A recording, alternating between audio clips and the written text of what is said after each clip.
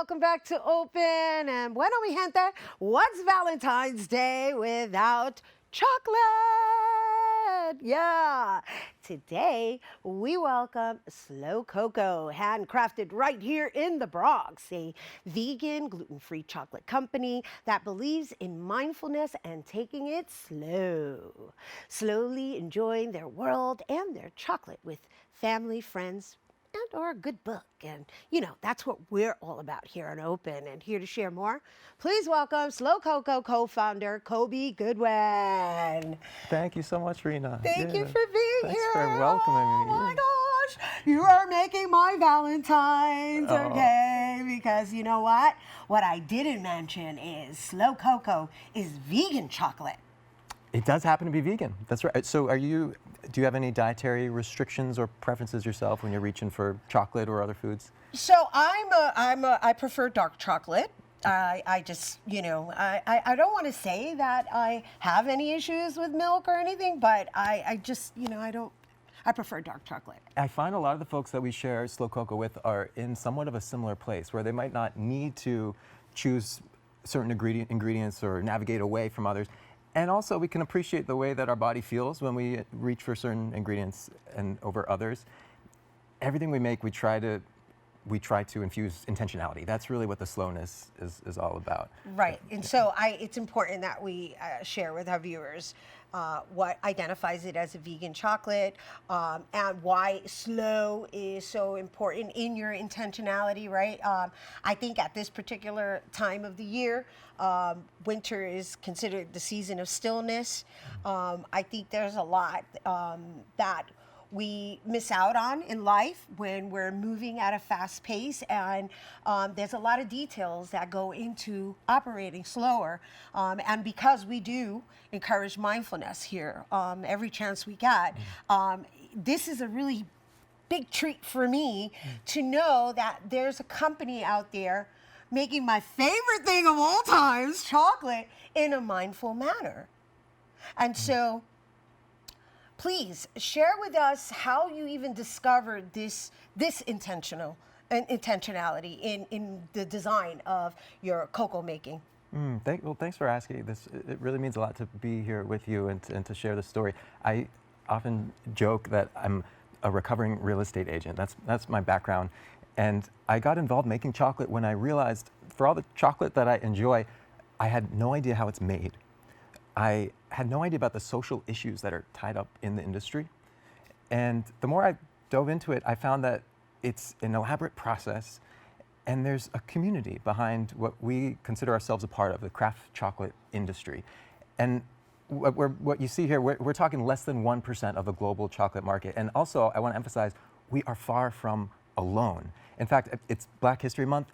Soul Cacao is incredibly talented, another Bronx-based craft chocolate maker. They were around even before us.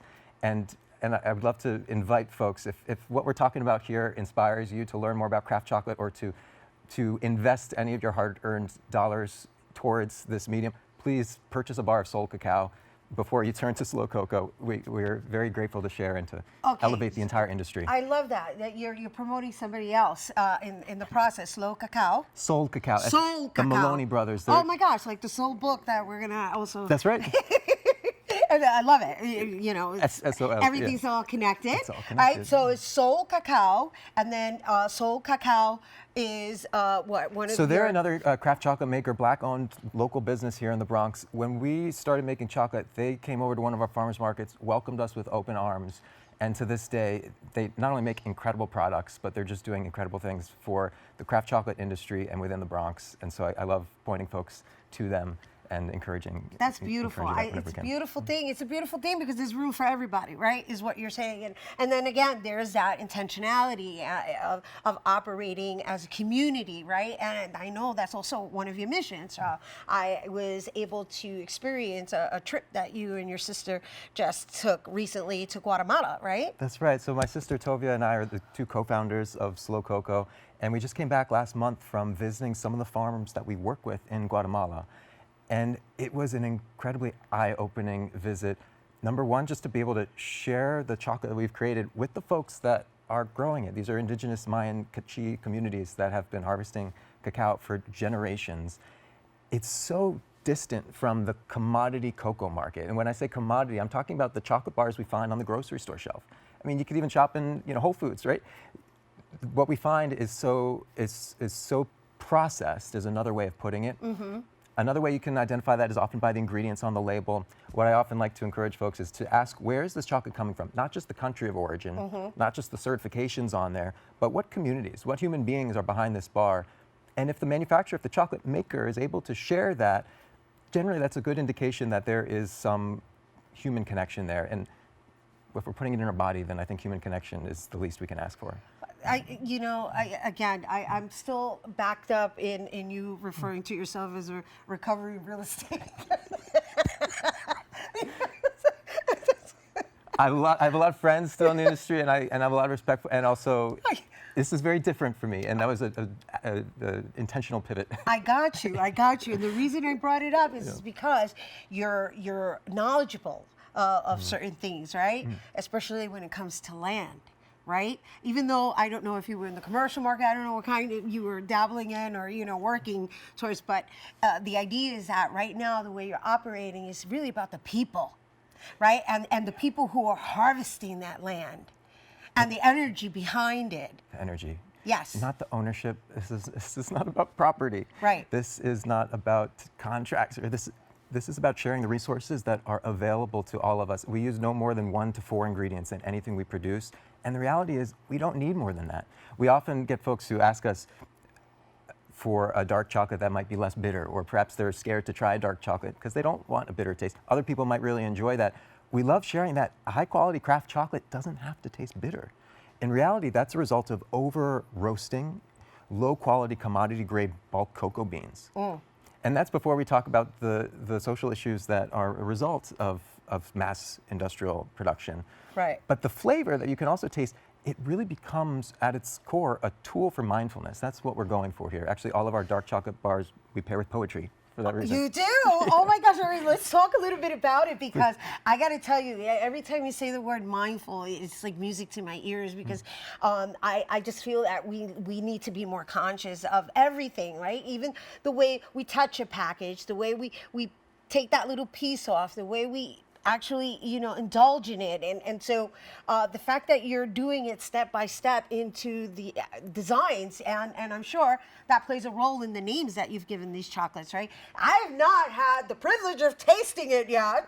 Can we fix that right now? Oh, yes, Would you like to try some? Adjust that, please. I'm so looking forward to that. So I'll ask you a question that we tend to do when we're narrowing down the choices. What do you tend to reach for? Something sweeter, or in the case you mentioned you like dark? I like dark chocolate. I am a chocolate almond kind of girl. Ooh, okay. Yes. So I'll start you with one of our dark chocolate bars. Now, I mentioned they're all 1 to 4 ingredients. We keep it really basic. So there's actually no nuts or almonds or flavors in this. What I'm going to give you is what we call our blueberry cobbler bar. Okay, a blueberry cobbler bar. And there's no blueberries, there's no flavors, no extracts. It's actually just 2 ingredients plus a little bit of salt. And what I recommend is what we call chew then stew. So talk about the mindfulness, right? It's not easy for me sometimes to slow down that process when you got a piece of chocolate in your mouth. All right, I'm trying to nibble on it as slow as I possibly can, but I do like salt on chocolate too.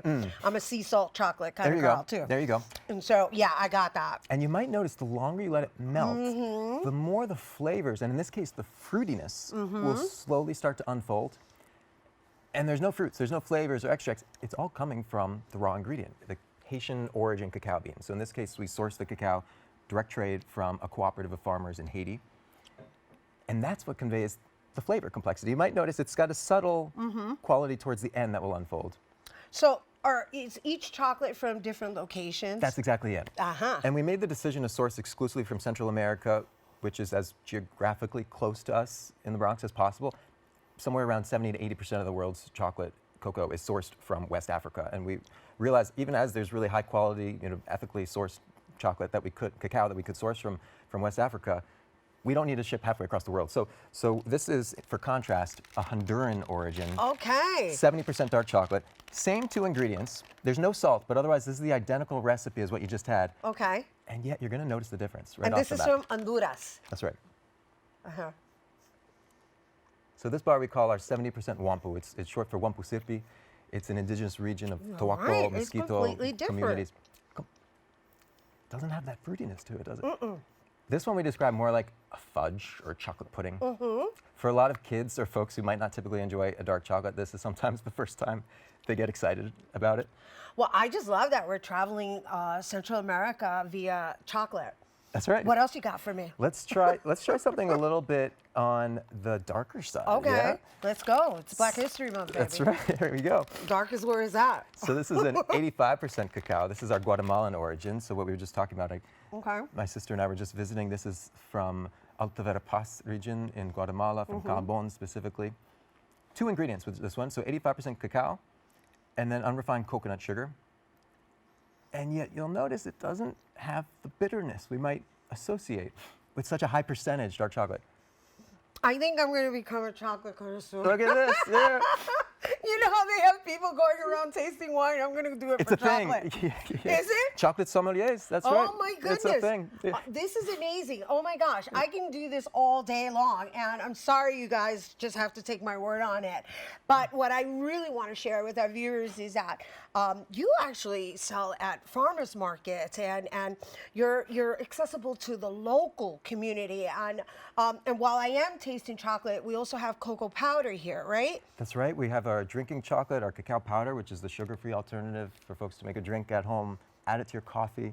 You can make a nice Right? mocha. Yes. So we got several sugar-free options. Even our chocolate tea is really fun for folks to try for the first time. So how do you sweeten it and make it sugar-free at the same time? So the tea is naturally sugar-free. It's actually just one ingredient, similar to the cacao powder. In this case, we take the cacao bean, we do a gentle roast profile to bring out the natural flavors while still retaining the nutrients, the antioxidants, the polyphenols, all the good stuff. We crack the bean, remove the shell, or what we call the husk, and that is what we steep to make a loose leaf tea. So it's naturally 0-calorie, sugar-free, and yet it conveys this rich chocolatey aroma and aftertaste, a nice natural energy boost. I'm so excited. Chocolate tea. This is a lot of fun. Are you a tea drinker? Yes. Yeah, yeah. I'm a tea drinker. So when you want that chocolatey I'm a coffee fix- drinker. I'm a chocolate eater.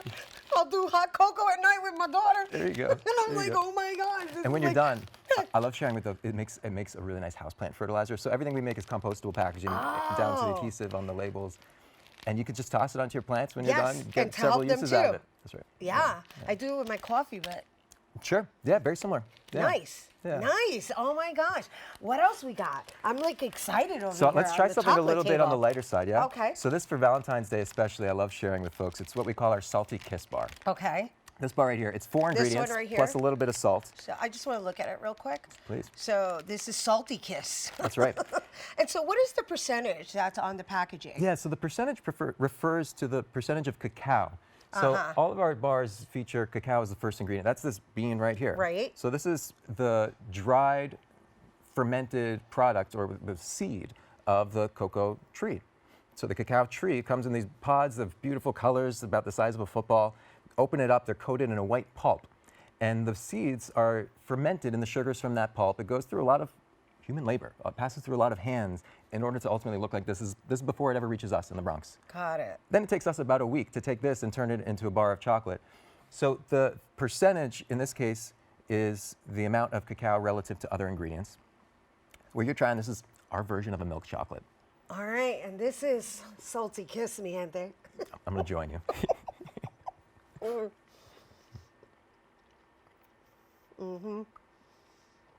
So it's what we call a dark milk hybrid, because it is 49% dark. Sugar is not the first ingredient in any of our bars. So it's dark, and also you get the creaminess from, in this case, the oat milk.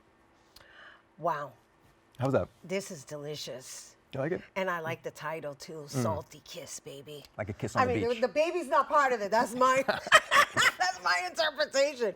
But yes, you know, and so let's just say, because today is Valentine's Day, can people, how can they get this chocolate now if you're not selling at a farmer's market, and or do people need to order in advance? Like how do they become a Slow Cocoa client? Thanks, Rhina. Yes, we are at the various farmers markets across the city and also on our website. We love sharing with folks at the farmers markets for so many reasons. It's a way to connect with the community, to be there in person, to get these real-time reactions and feedback. I was listening the other day to an interview on Latina USA with Congresswoman Alexandria Ocasio-Cortez, and she mentioned something really eloquently that, if I try to paraphrase, she said it's our job to build the world we want to live in, and happiness, moments of joy, even moments as small as a little piece of chocolate, that can be resistance against all of those folks that are trying to disconnect us, that are trying to divide us. That's really what, at our best moments, we're hoping to achieve in some small moment. So I hope this Valentine's Day we can reclaim joy. We can connect with ourselves first as a way to connect with our communities and one another. So well said. Oh my gosh, that's so well said, Kobi. I gotta tell you, I'm living that, all right? And thank you for bringing it here and demonstrating it for us, because yes, joy is an act of resistance. Yeah, and I'm gonna be very joyful for the rest of the day, mi gente. Grateful to share with you. Thank you so much for welcoming us. Oh my gosh, Kobi Goodwin, everyone. Once again, Slow Cocoa co-founder. And for more information on Slow Cocoa, you can visit slowcocoa.com. All right, stay tuned. Our Open Artist Spotlight is coming up next.